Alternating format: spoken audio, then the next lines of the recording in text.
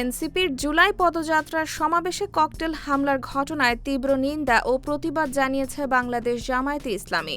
দলটির secretary general মিয়া গোলাম পরওয়ার হামলার সঙ্গে জড়িতদের দ্রুত গ্রেপ্তার করে দৃষ্টান্তমূলক শাস্তির দাবি জানিয়েছেন।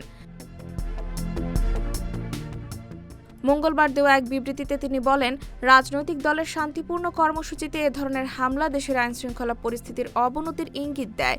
তিনি অভিযোগ করেন, সমাবেশ শুরুর সময় হঠাৎ বিদ্যুৎ চলে যাওয়া এবং পরে মঞ্চের সামনে ককটেল বিস্ফোরণের ঘটনা গুরুত্ব সহকারে তদন্ত করা উচিত। স্থানীয় প্রশাসনের নিরাপত্তা ব্যবস্থা নিয়েও প্রশ্ন তোলেন তিনি। বিবৃতিতে আরও বলা হয়, গণতান্ত্রিক পরিবেশ বজায় রাখতে সব রাজনৈতিক দলের শান্তিপূর্ণ কর্মসূচির নিরাপত্তা নিশ্চিত করা জরুরি।